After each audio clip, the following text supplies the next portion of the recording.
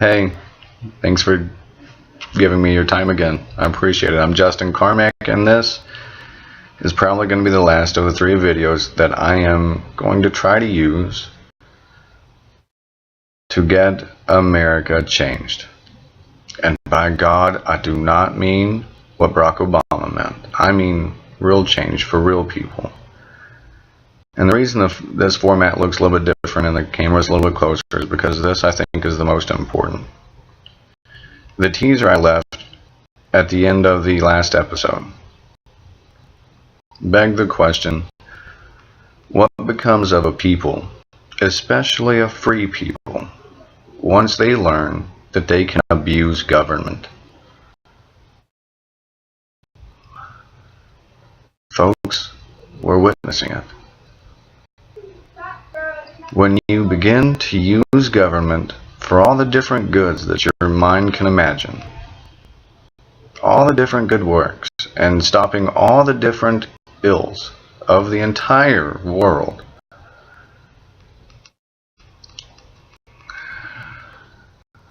not only do you limit everyone's liberty, not only do you put in peril the very idea of freedom. After all, freedom is merely an idea. It's a way of thinking.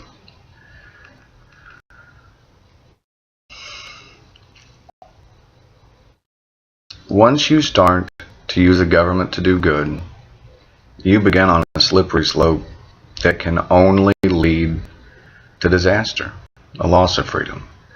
And the reason I say that is because I have a fundamental understanding of government that our founders had, that the great philosophers of old had, because I've read their work.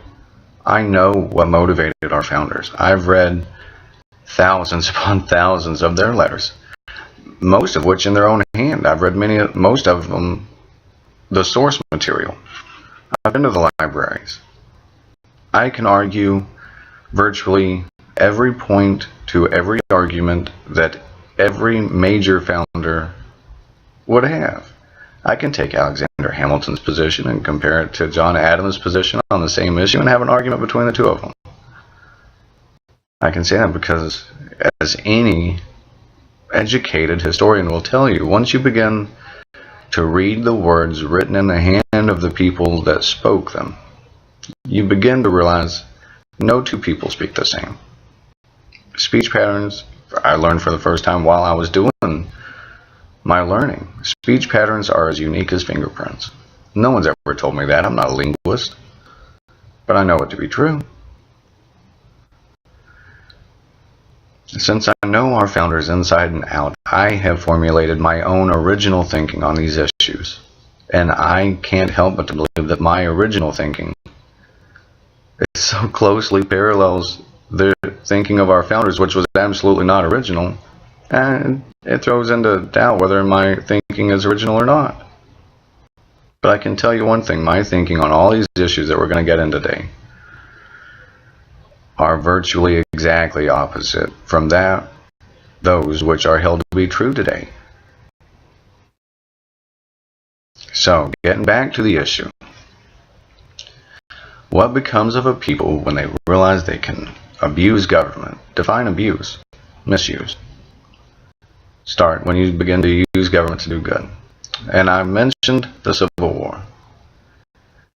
I am not going to get into the issue of which side won, which side was good, which side was bad, right, wrong, or anything else. Not the issues that started the war, because those are all issues that are for another time that we'll get into. But for the purpose of this 3-video set, I want to focus on simply the fact not only that the government was used to right the wrong, but it's also the fact that the government was used to change the single most dynamic aspect of the entire society.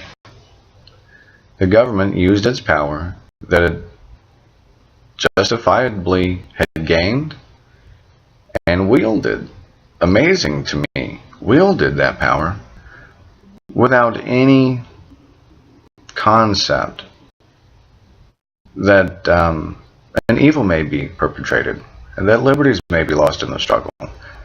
Then, rather than granting people freedom, maybe, just maybe, it was possible that the government was restricting freedom. Now, how can I say that? That in the process of the government abolishing slavery, it was in truth limiting the freedom of all the people, black and white and all others. That's because the government couldn't abolish slavery without becoming active, without doing something. I, understanding the nature of government, will bring up this point.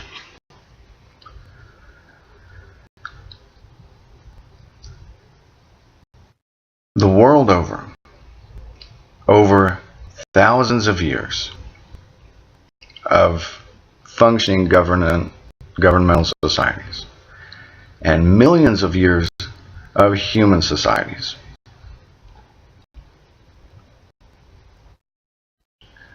there has never once been a rule applied to any situation that allowed you to do something, that allowed anyone to do something. Because the nature of rules is you can do anything that you want until a rule stops you. That's the inherent coin of freedom. It's understood that I can do anything I want to if it's understood that I'm free, until something is written that says I can't do it, and I have to submit to that dictating. Okay? By the federal government using its power to free those individuals, what it did was exclude other people's right to exist as they had already existed, with the same legal understandings that had existed for hundreds of years. Now, even though I find it very petty to have to do this, I will take the time to explain, because many of you are seeing me for the first time and you don't know who I am or what I'm about. I do believe, obviously, that slavery is immoral and that ought to have been stopped. But it ought to have been stopped by the people over the passage of time as they begin to open their eyes collectively and realize for themselves that slavery is not necessary anymore. Slavery should have had a very slow road to extinction, being that slavery created such a huge chasm between two peoples on the same ground. That's important. But when the government became active and the people used it for the good of abolishing slavery, that opened the Pandora's box to everything else the government does. People got it in their head that the government all of a sudden can do good rather than do bad. I define doing bad as in limiting freedom. The fact is, the government can't do anything at all. No good, no bad, no travesty, no nothing. It can't act at all without limiting somebody's liberty somehow. It's understood. Like I mentioned earlier with rules, laws work the same way. Before it is illegal to commit fraud, it is legal to commit it. Someone has to make it illegal. Years ago on the baseball diamond, baseball players would kick down bumps of cocaine. Performance enhancer. Then somebody made it illegal. Things change over time, as they should. But when you begin to use the government to be the instrument of change rather than the collective voice of the people, peaceably discussing the issues with each other, without searching for truth, oh my friends, that destroys governments. Not only does it destroy governments, it destroys the best governments, because even, as George Washington said, the very best government is at best in a heaven of a utopia of a place. Government, if it has to exist, is but a necessary evil. And that's because we as human beings have it in our nature to hurt one another and harm one another and abuse each other. This notion of rights is really nothing other than be good to each other. Allow people to say what's on their mind without hitting them. Allow people to worship the way they want to without hurting them. You know, just do good to each other. That's basically what government is for. It's like we all give up our power a little bit so we can have this government protect us. But when we start using that power to make government do this and to do that and to conquer this ill and that ill, we start encroaching on our own liberties. All the good that a human being actually does, and even the good that some people think government's responsible for, is nothing other than human beings interacting under this umbrella called government. It's still human beings. Governments don't exist. They don't breathe. You can't touch government. It's comprised of people. What a government does, a people does. But motivation counts. It's not charity when the government props up the poor. It's not. What it is evil. It's theft. I've been poor most of my life. There's not a single person on the national stage that knows more about poverty. I'd love to talk about poverty to anyone, especially the rich. The point here is, folks, we've begun to use government to do what we think are good things without realizing that every good thing that we've enticed government to do has encroached on our own liberty. So today I wake up as a young man pissed at every American that's over 50 years old, because look at the debt that I have to pay. Look at the taxes you've allowed me to live under. I blame you.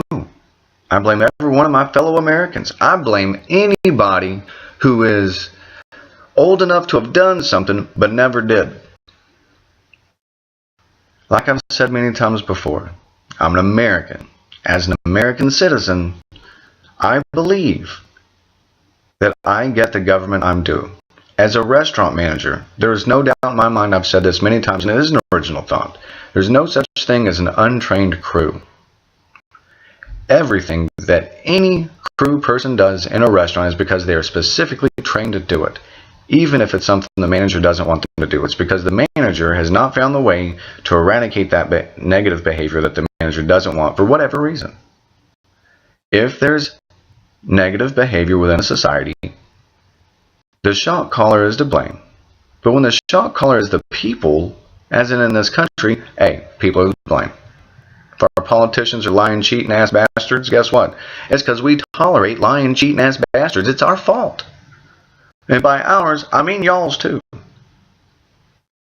It's every American's fault. I played a role in it. Hell, I had to be 32 years old before I figured out that I could try and rouse other people to stand up and act justly. I mentioned that I would talk about our Declaration of Independence. Because by now, hopefully, you know how government came into being. You understand some of the things that our founders believed. Please understand this point. Thomas Jefferson and the committee of 3 that made the Declaration come about, I hope you know that it was not written by his single hand. Anyway, mentions that if a government be just, it is not merely the right, but it is the duty of an honorable citizen.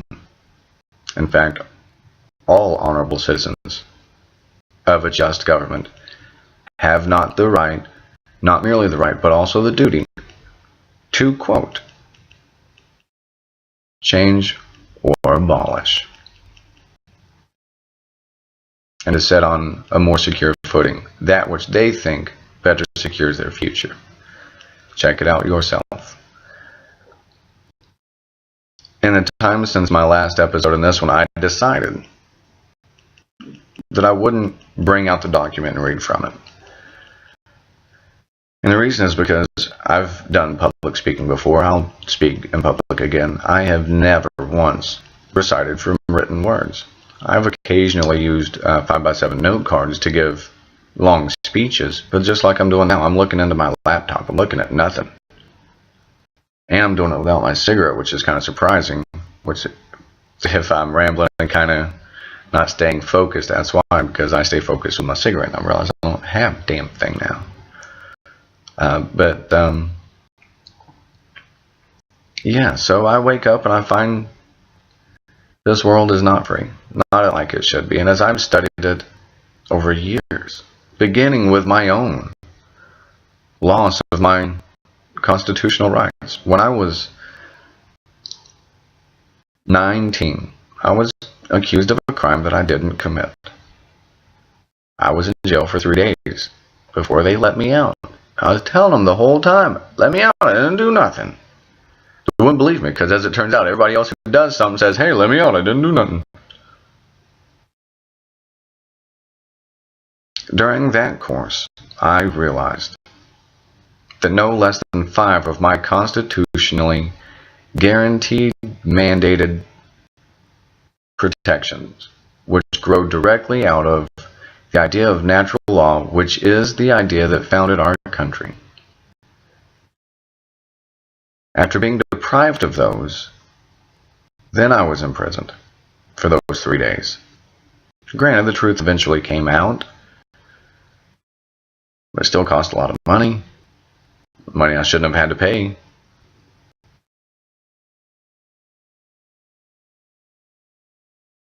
That's what put me on this course. I care deeply, personally, passionately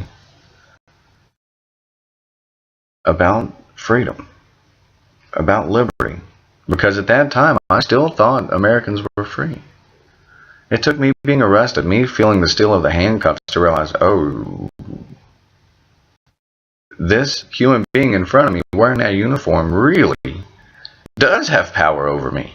I can't just smart off to him. I can't just slap him when he pisses me off, because he has behind him the force of government, which is tremendous. And then I started thinking about all the things government, and it changed my life, and it led me onto this course. I've lived a life that I wouldn't wish on anybody. But at the same time, when I'm on my deathbed, I'm certain there's not another life I would have rather lived.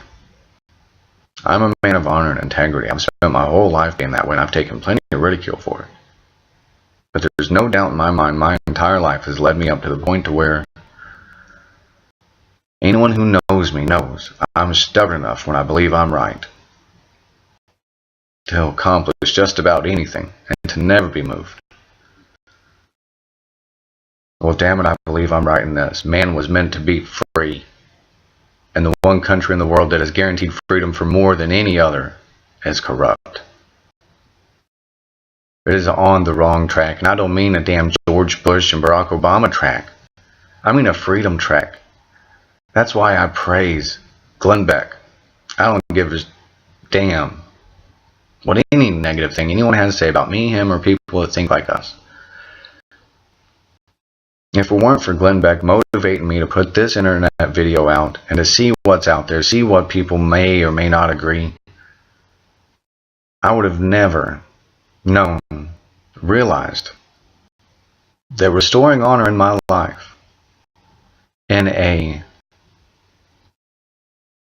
methodical way could have such great repercussions. Like I said, I've always lived my life honorably. I've never been a liar. It's not to say I've never lied. I'm not a thief. It's not to say I've never stolen. In fact, sometime if I can, I'd like to tell you about the time I stole the first thing. It's a really cute story. But we have a lot to think about.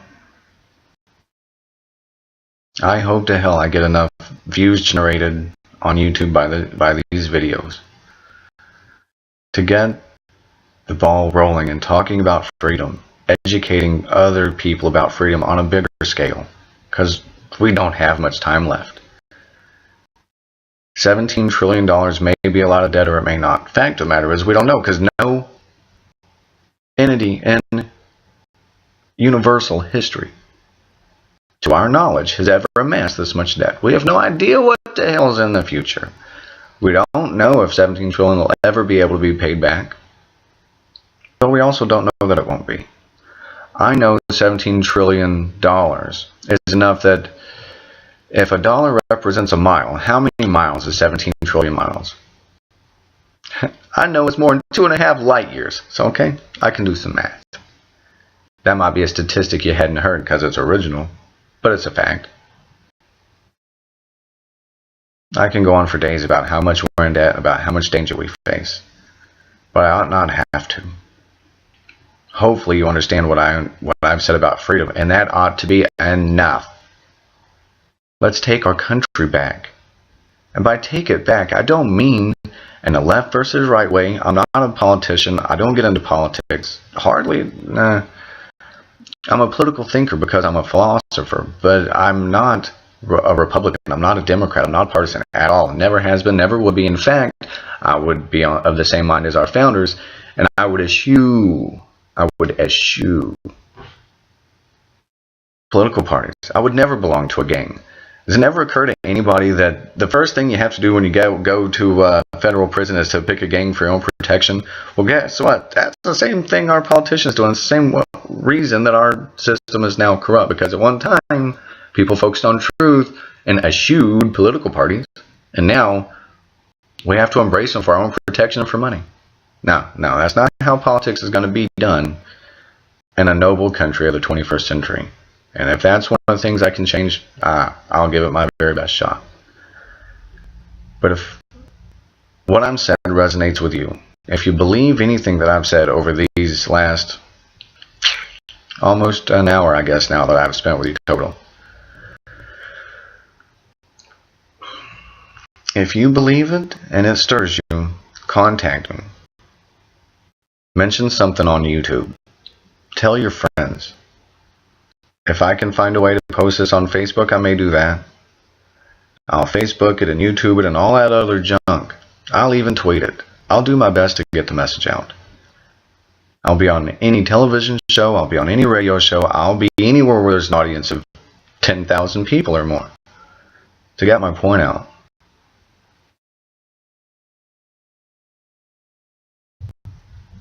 Nowadays, a lot of people try and get famous with the internet.